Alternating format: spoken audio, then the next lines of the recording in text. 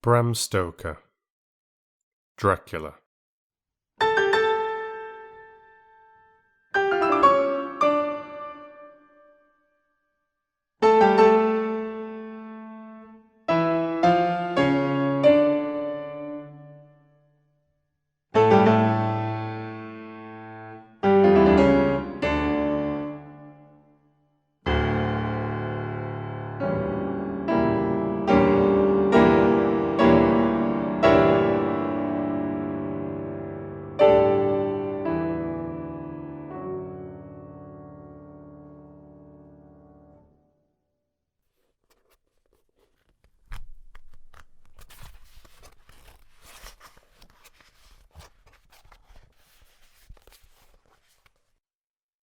Chapter 16. Dr. Seward's Diary. Continued. It was just 12:15 when we got into the churchyard over the low wall. The night was dark, with occasional gleams of moonlight between the rents of the heavy clouds that scudded across the sky. We all kept somehow close together, with Van Helsing slightly in front as he led the way. When we had come close to the tomb, I looked well at Arthur, for I feared that the proximity to a place laden with so sorrowful a memory would upset him, but he bore himself very well. I took it that the very mystery of the proceeding was in some way a counteractant to his grief. The professor unlocked the door, and seeing a natural hesitation amongst us for various reasons, solved the difficulty by entering first himself. The rest of us followed, and he closed the door. He then lit a dark lantern and pointed to the coffin. Arthur stepped forward, hesitatingly. Van Helsing said to me, "You were with me here yesterday. Was the body of Miss Lucy in that coffin?" It was. The professor turned to the rest, saying, "You hear? And yet there is one who does not believe with me." He took his screwdriver, and again took off the lid of the coffin. Arthur looked on, very pale, but silent. When the lid was removed, he stepped forward. He evidently did not know that there was a leaden coffin, or, at any rate, had not thought of it. When he saw the rent in the lead, the blood rushed to his face for an instant, but as quickly fell away again, so that he remained of a ghastly whiteness. He was still silent. Van Helsing forced back the leaden flange, and we all looked in and recoiled. The coffin was empty. For several minutes no one spoke a word. The silence was broken by Quincy Morris. "Professor, I answered for you. Your word is all I want. I wouldn't ask for such a thing ordinarily. I wouldn't so dishonor you as to imply a doubt. But this is a mystery that goes beyond any honor or dishonor. Is this your doing?" "I swear to you by all that I hold sacred, that I have not removed nor touched her. What happened was this. 2 nights ago my friend Seward and I came here, with good purpose, believe me. I opened that coffin, which was then sealed up, and we found it, as now, empty. We then waited and saw something white come through the trees. The next day, we came here in daytime, and she lay there. Did she not, friend John?" "Yes." "That night we were just in time. One more so small child was missing, and we find it, thank God, unharmed amongst the graves. Yesterday I came here before sundown, for at sundown the undead can move. I waited here all the night, till the sun rose, but I saw nothing. It was most probable that it was because I had laid over the clamps of those doors garlic, which the undead cannot bear, and other things, which they shun. Last night there was no exodus, so tonight before the sundown I took away my garlic and other things, and so it is we find this coffin empty. But bear with me. So far there is much that is strange. Wait you with me outside, unseen and unheard, and things much stranger are yet to be. So, here he shut the dark slide of his lantern. Now to the outside. He opened the door, and we filed out, he coming last, and locking the door behind him. Oh, but it seemed fresh and pure in the night air after the terror of that vault. How sweet it was to see the clouds race by and the passing gleams of the moonlight between the scudding clouds, crossing and passing, like the gladness and sorrow of a man's life. How sweet it was to breathe the fresh air that had no taint of death and decay. How humanizing to see the red lighting of the sky beyond the hill, and to hear far away the muffled roar that marks the life of a great city. Each in his own way was solemn and overcome. Arthur was silent, and was, I could see, striving to grasp the purpose and the inner meaning of the mystery. I was myself tolerably patient, and half inclined again to throw aside doubt and to accept Van Helsing's conclusions. Quincy Morris was phlegmatic in the way of a man who accepts all things, and accepts them in the spirit of cool bravery, with hazard of all he has to stake.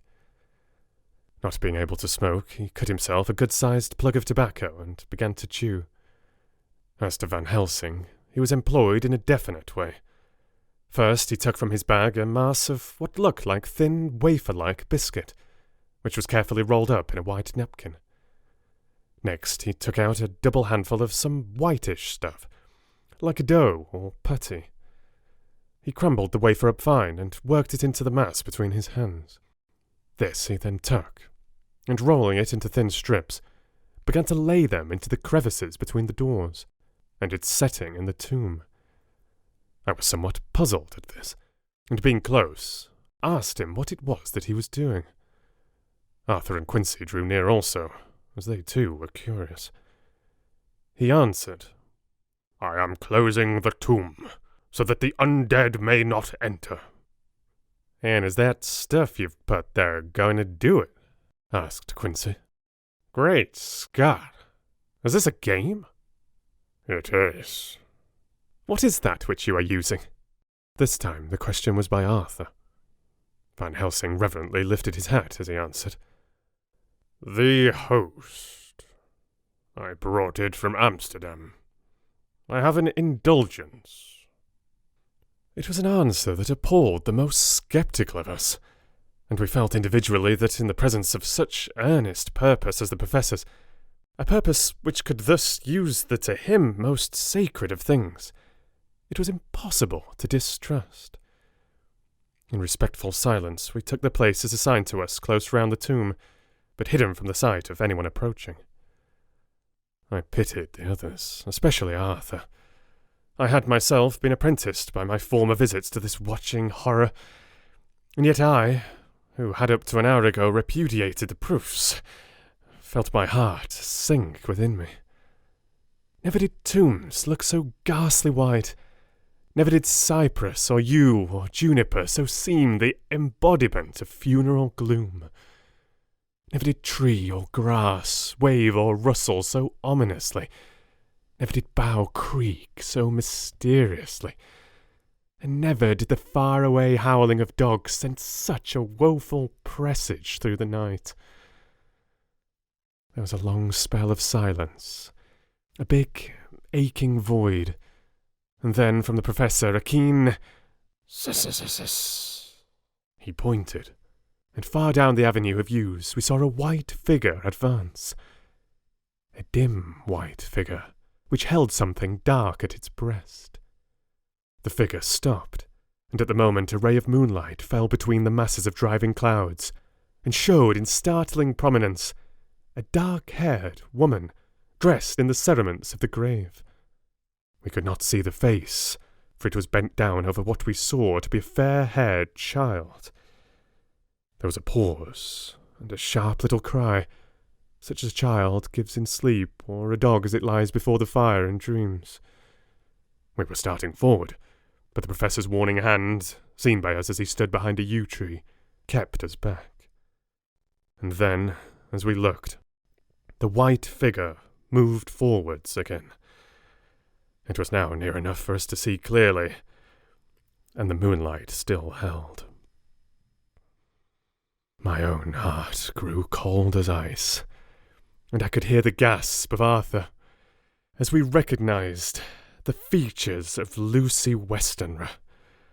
Lucy Westenra, but yet how changed! The sweetness was turned to adamantine, heartless cruelty, and the purity to voluptuous wantonness. Van Helsing stepped out, and, obedient to his gesture, we all advanced too. The four of us ranged in a line before the door of the tomb. Van Helsing raised his lantern and drew the slide. By the concentrated light that fell on Lucy's face, we could see that the lips were crimson with fresh blood, and that the stream had trickled over her chin and stained the purity of her lawn death-robe. We shuddered with horror. I could see by the tremulous light that even Van Helsing's iron nerve had failed. Arthur was next to me, and if I had not seized his arm and held him up, he would have fallen. When Lucy— I call the thing that was before us Lucy because it bore her shape— saw us, she drew back with an angry snarl, such as a cat gives when taken unawares. Then her eyes ranged over us. Lucy's eyes in form and colour, but Lucy's eyes unclean and full of hellfire, instead of the pure, gentle orbs we knew. At that moment the remnant of my love passed into hate and loathing. Had she then to be killed, I could have done it with savage delight. As she looked, her eyes blazed with unholy light, and the face became wreathed with a voluptuous smile. Oh God, how it made me shudder to see it.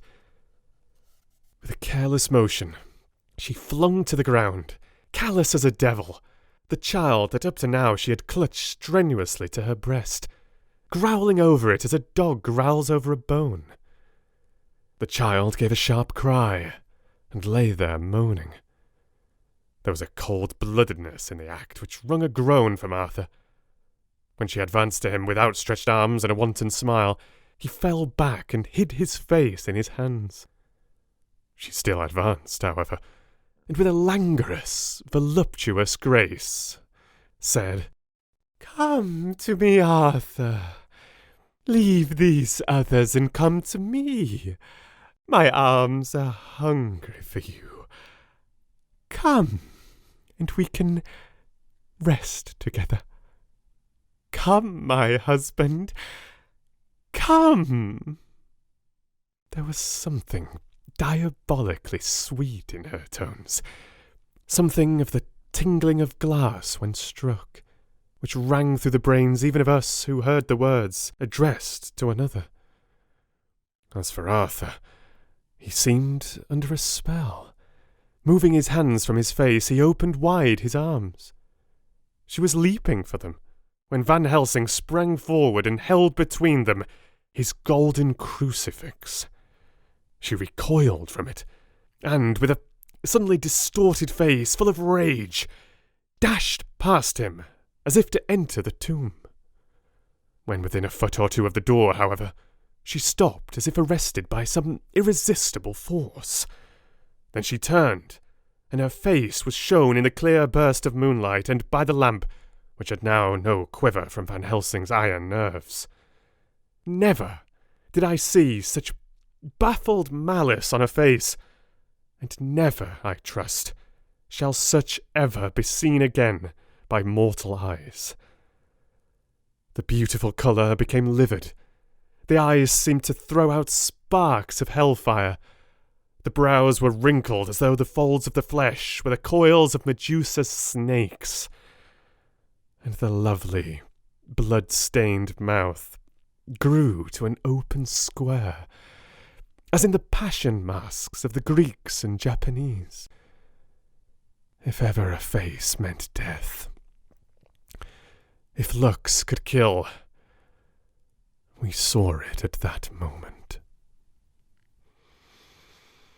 And so, for full half a minute, which seemed an eternity, she remained between the lifted crucifix and the sacred closing of her means of entry.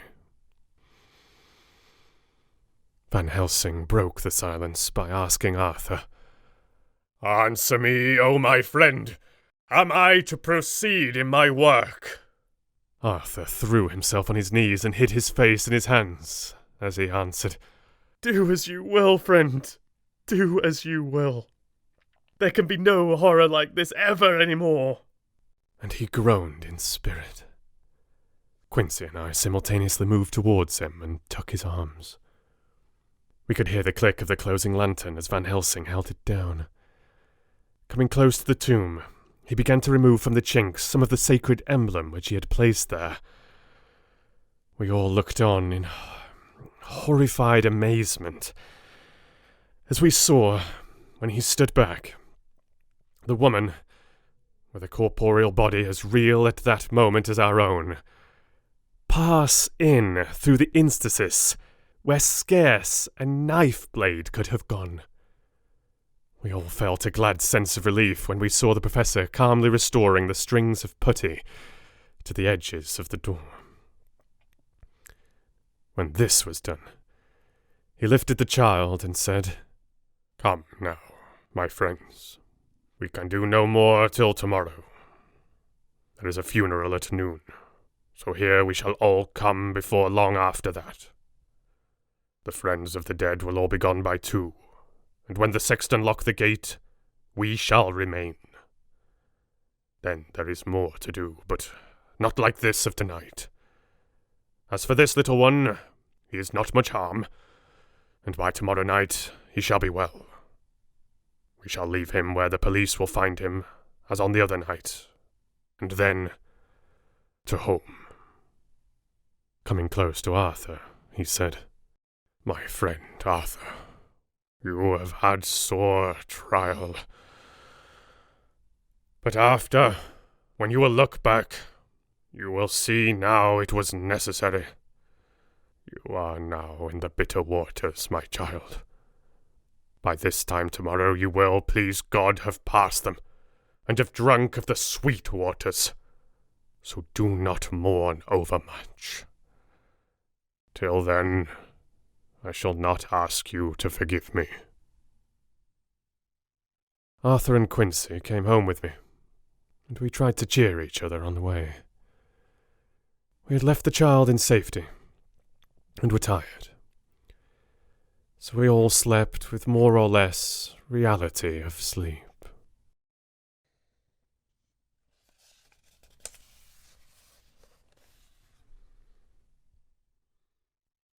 29th of September. Night.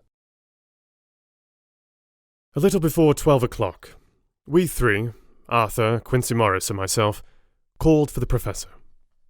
It was odd to notice that by common consent we'd all put on black clothes. Of course, Arthur wore black, for he was in deep mourning, but the rest of us wore it by instinct. We got to the churchyard by 1:30 and strolled about, keeping out of official observation, so that when the grave diggers had completed their task and the sexton, under the belief that everyone had gone, had locked the gate, we had the place all to ourselves. Van Helsing, instead of his little black bag, had with him a long leather one. Something like a cricketing bag. It was manifestly of fair weight. When we were alone, and had heard the last of the footsteps die out up the road, we silently, as if by ordered intention, followed the professor to the tomb. He unlocked the door, and we entered, closing it behind us. Then he took from his bag the lantern which he lit, and also 2 wax candles, which, when lighted, he stuck, by melting their own ends, on other coffins, so that they might give light sufficient to work by. When he again lifted the lid off Lucy's coffin, we all looked, Arthur trembling like an aspen, and saw that the body lay there in all its death beauty. But there was no love in my own heart, nothing but loathing for the foul thing which had taken Lucy's shape without her soul. I could see even Arthur's face grow hard as he looked. Presently, he said to Van Helsing, "Is this really Lucy's body, or only a demon in her shape?" "It is her body, and yet not it. But wait a while, and you shall see her as she was, and is." She seemed like a nightmare of Lucy as she lay there. The pointed teeth, the blood-stained, voluptuous mouth, which it made one shudder to see. The whole carnal and unspiritual appearance, seeming like a devilish mockery of Lucy's sweet purity. Van Helsing, with his usual methodicalness, began taking the various contents from his bag and placing them ready for use. First he took out a soldering iron and some plumbing solder, and then a small oil lamp, which gave out, when lit in a corner of the tomb, gas which burned at fierce heat with a blue flame. Then his operating knives, which he placed to hand, and last, a round wooden stake, some 2.5 or 3 inches thick and about 3 feet long. One end of it was hardened by charring in the fire, and was sharpened to a fine point. With this stake came a heavy hammer, such as in households is used in the coal cellar for breaking the lumps. To me, a doctor's preparations for work of any kind are stimulating and bracing. But the effect of these things on poor Arthur and Quincy was to cause them a sort of consternation. They both, however, kept their courage, and remained silent and quiet. When all was ready, Van Helsing said, "Before we do anything, let me tell you all this. It is out of the lore and experience of the ancients, and of all those who have studied the powers of the undead. When they become such, there comes with the change the curse of immortality.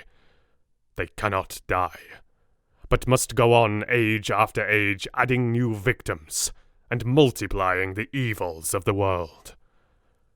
For all that die from the preying of the undead become themselves undead, and prey on their kind. And so the circle goes on ever widening, like as the ripples from a stone thrown in the water. Friend Arthur, if you had met that kiss which you know of before poor Lucy died, or again last night when you opened your arms to her, you would, in time, when you had died, have become Nosferatu, as they call it in Eastern Europe, and would all time make more of those undeads that so have fill us with horror. The career of this so unhappy dear lady is but just begun. Those children whose blood she suck are not as yet so much the worse, but if she live on, undead, more and more they lose their blood, and by her power over them they come to her, and so she draw their blood with that so wicked mouth. But if she die, in truth, then all cease. The tiny wounds of the throats disappear, and they go back to their plays, unknowing ever of what has been.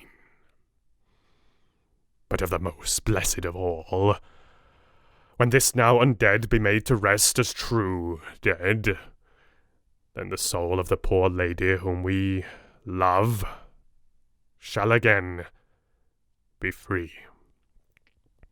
Instead of working wickedness by night and growing more debased in the assimilation of it by day, she shall take her place with the other angels. So that, my friend, it will be a blessed hand for her that shall strike the blow that sets her free. 'Tis this I am willing. But is there none amongst us who has a better right? Will it be no joy to think of hereafter in the silence of the night when sleep is not? It was my hand that sent her to the stars. It was the hand of him that loved her best. The hand that of all she would herself have chosen, had it been to her to choose. Tell me if there be such a one amongst us. We all looked at Arthur. He saw too what we all did.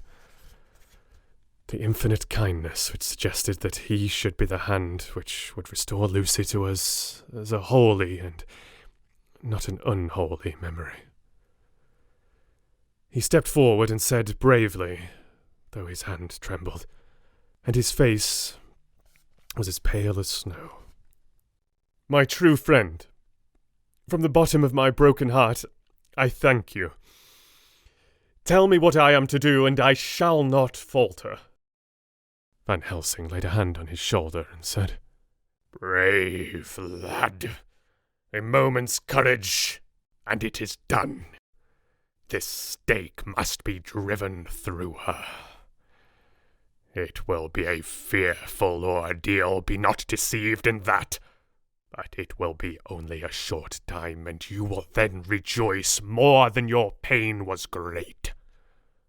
From this grim tomb you will emerge as though you tread on air. But you must not falter when once you have begun. Only think that we, your true friends, are round you, and that we pray for you all the time." "Go on," said Arthur hoarsely. "Tell me what I am to do." "Take this stake in your left hand, ready to place the point over the heart, and the hammer in your right. Then, when we begin our prayer for the dead, I shall read him, I have here the book, and the others shall follow. Strike in God's name, that so all may be well with the dead that we love, and that the undead pass away." Arthur took the stake and the hammer, and when once his mind was set on action, his hands never trembled, nor even quivered. Van Helsing opened his missal and began to read, and Quincy and I followed as well as we could. Arthur placed the point over the heart, and as I looked I could see its dint in the white flesh. Then he struck with all his might. The thing in the coffin writhed, and a hideous, blood-curdling screech came from the opened red lips. The body shook and quivered and twisted in wild contortions. The sharp white teeth champed together till the lips were cut and the mouth was smeared with a crimson foam. But Arthur never faltered. He looked like a figure of Thor as his untrembling arm rose and fell, driving deeper and deeper the mercy-bearing stake, whilst the blood from the pierced heart welled and spurted up around it. His face was set, and high duty seemed to shine through it. The sight of it gave us courage, so that our voices seemed to ring through the little vault. and then the writhing and quivering of the body became less, and the teeth ceased to champ, and the face to quiver. Finally it lay still. The terrible task was over. The hammer fell from Arthur's hand. He reeled and would have fallen had we not caught him. The great drops of sweat sprang out on his forehead, and his breath came in broken gasps. It had indeed been an awful strain on him, and had he not been forced to his task by more than human considerations, he could never have gone through with it. For a few minutes we were so taken up with him that we did not look towards the coffin. When we did, however, a murmur of startled surprise ran from one to the other of us. We gazed so eagerly that Arthur rose, for he had been seated on the ground, and came and looked too. And then a glad, strange light broke over his face, and dispelled altogether the gloom of horror that lay upon it. There, in the coffin, lay no longer the foul thing that we had so dreaded and grown to hate, that the work of her destruction was yielded as a privilege to the one best entitled to it.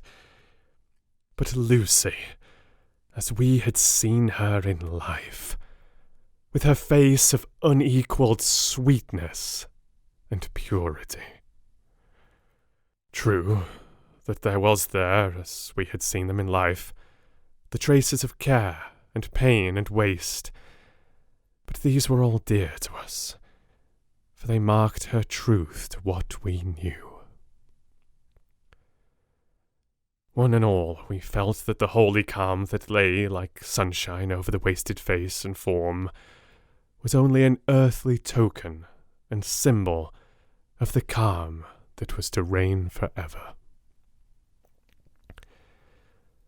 Van Helsing came and laid his hand on Arthur's shoulder, and said to him, "And now, Arthur, my friend, dear lad, am I not forgiven?" The reaction of the terrible strain came as he took the old man's hand in his, and raising it to his lips, pressed it and said, "Forgiven!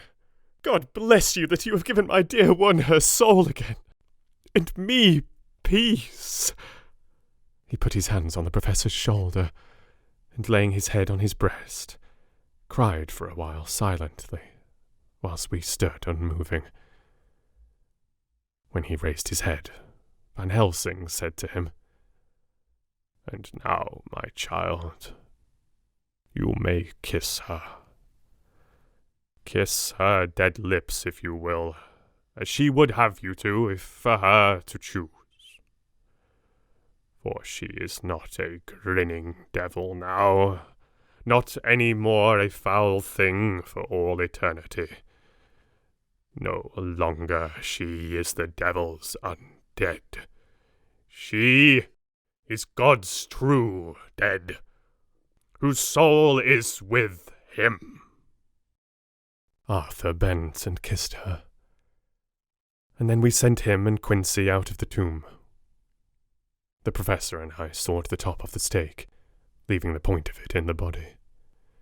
Then we cut off the head and filled the mouth with garlic. We soldered up the leaden coffin, screwed on the coffin lid, and gathering up our belongings, came away. When the professor locked the door, he gave the key to Arthur. Outside, the air was sweet, the sun shone, and the birds sang, and it seemed as if all nature were tuned to a different pitch. There was gladness and mirth and peace everywhere, for we were at rest ourselves on one account, and we were glad, though it was with a tempered joy. Before we moved away, Van Helsing said, "Now, my friends, one step of our work is done, one the most harrowing to ourselves. But there remains a greater task, to find out the author of all this our sorrow and to stamp him out. I have clues which we can follow, but it is a long task, and a difficult, and there is danger in it, and pain. Shall you not all help me? We have learned to believe, all of us, is it not so? And since so, do we not see our duty? Yes. And do we not promise to go on to the bitter end? Each in turn we took his hand, and the promise was made. Then said the professor as we moved off, 2 nights hence you shall meet with me and dine together at 7 of the clock with friend John. I shall entreat 2 others, 2 that you know not as yet, and I shall be ready to all our work and our plans unfold. Friend John, you come with me home, for I have much to consult about, and you can help me. Tonight I leave for Amsterdam, but shall return tomorrow night, and then begins our great quest. But first I shall have much to say, so that you may know what is to do and to dread. Then our promise shall be made to each other anew, for there is a terrible task before us, and once our feet are on the ploughshare, we must not draw back.